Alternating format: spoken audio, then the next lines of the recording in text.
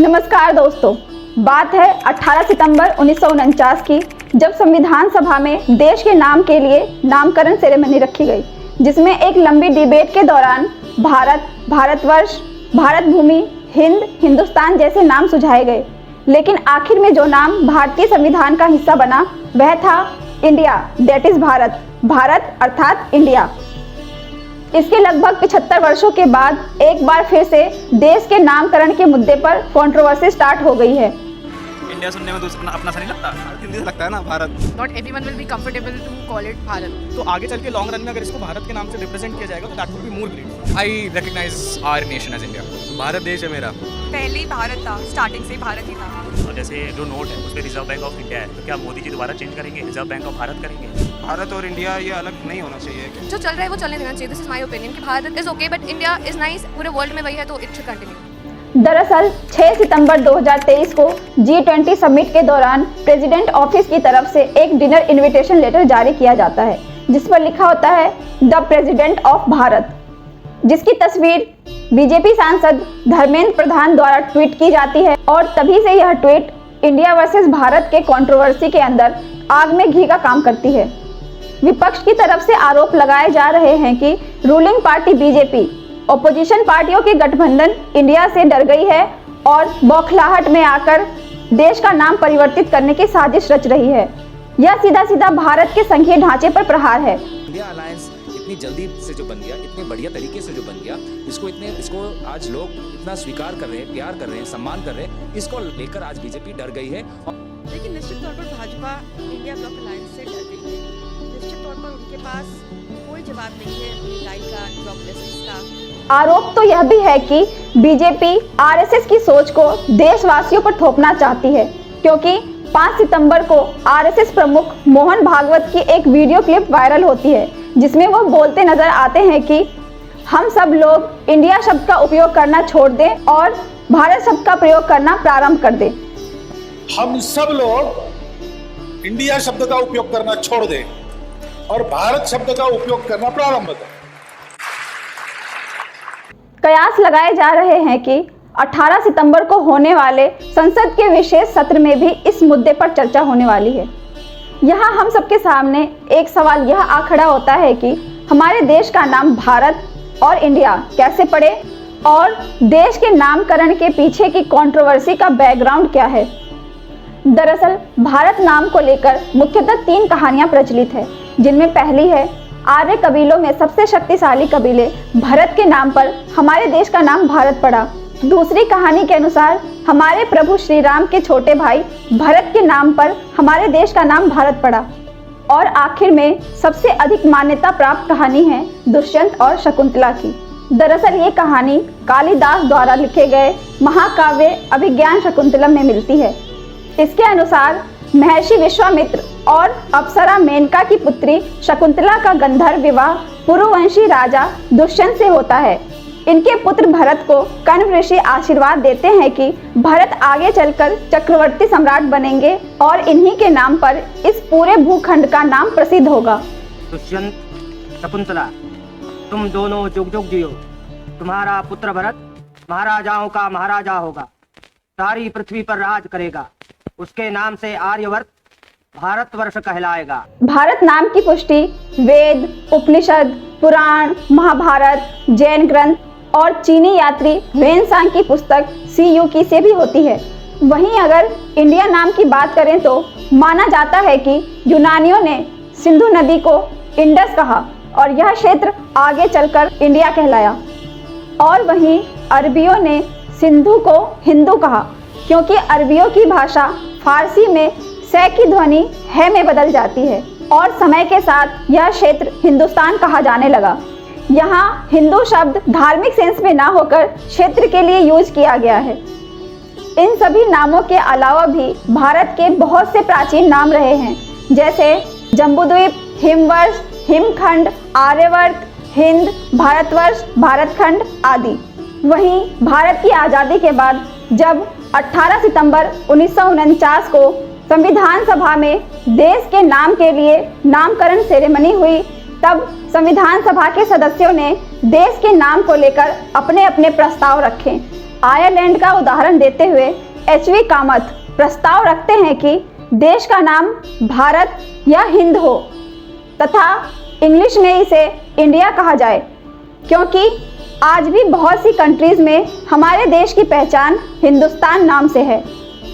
ऐसे ही संविधान सभा के एक और सदस्य सेठ गोविंद दास कहते हैं कि इंडिया कोई प्राचीन शब्द नहीं है और ना ही इसका जिक्र वेद उपनिषदों में मिलता है, लेकिन वहीं भारत शब्द का उल्लेख वेद, उपनिषद, पुराण, महाभारत और चीनी यात्री वेनसांग की बुक में भी मिलता है।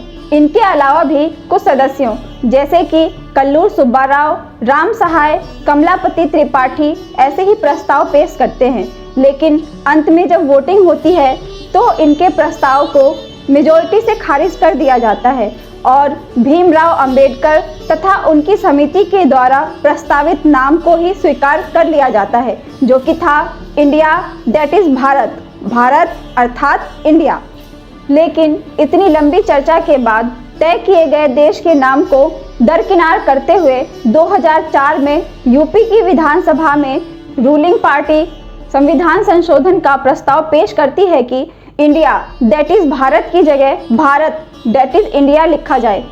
इसी समय ऑपोजिशन में रही बीजेपी इस प्रस्ताव के विरोध में सदन से वॉकआउट कर जाती है और देश के नाम में परिवर्तन को लेकर असहमति जताती है।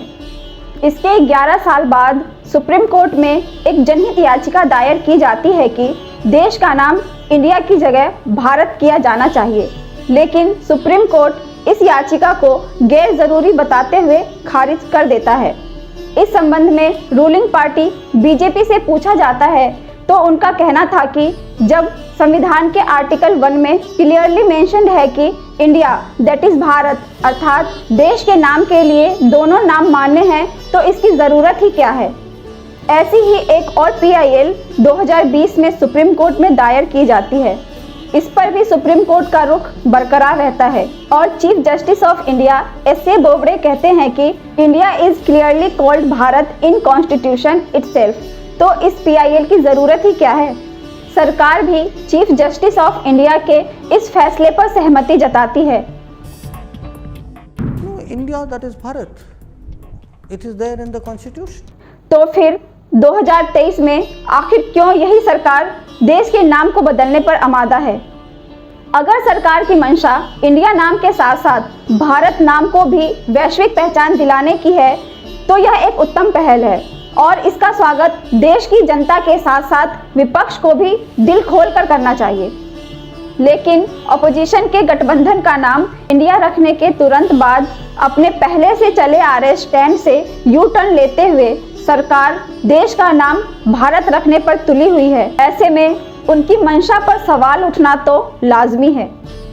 जो सरकार अब यह दावा कर रही है कि इंडिया शब्द गुलामी की मानसिकता की पहचान है, देश का अंग्रेजी नाम इंडिया शब्द गुलामी की निशानी है, वही सरकार जब make in India, skill India, startup India, digital India जैसे इनिशिएटिव को प्रमोट करके खुद को गौरवान्वित महसूस कर रही थी, तब क्या गुलामी की मानसिकता का ख्याल नहीं आया।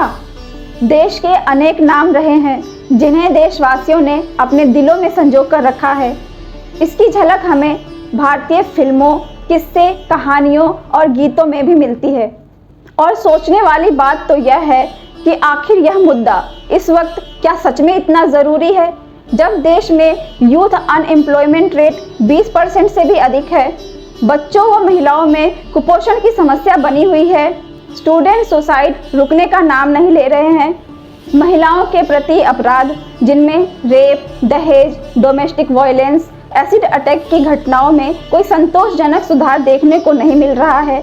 अभी भी जब देश में गरीबों की संख्या करोड़ों में है, देश करप्शन रैंकिंग के मामले में 180 देशों में 85वें नंबर पर है, किसानों का सुसाइड रेट कम होने का नाम नहीं ले रहा है।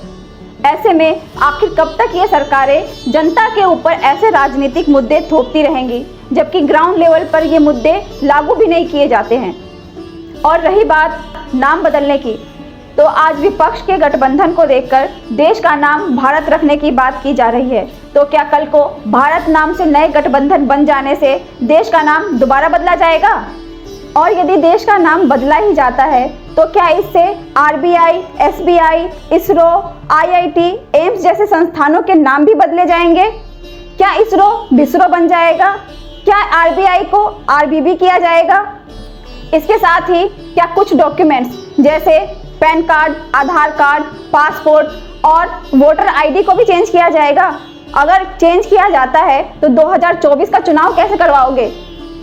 और यदि आरबीआई को बदलकर आरबीबी किया जाता है तो नोटों पर से भी आरबीआई को हटाने के लिए एक बार फिर से नोटबंदी की जाएगी? क्या एक बार फिर से जनता को घंटों लाइनों में लगना पड़ेगा? ऐसे में इसके दुष्परिणाम सिर्फ आम जनता को ही झेलने पड़ेंगे, जबकि देशवासियों को तो भारतीय होने पर है प्रीत जहां की रीत सदा, है प्रीत जहां की रीत सदा, मैं गीत वहां के गाता हूँ, भारत का रहने वाला हूँ, भारत की बात सुनाता हूँ। या हिंदुस्तानी होने पर, एक इंडियन होने पर। ये मेरा India, I love my India. I proud to be a Bharatiya and I also proud to be an Indian.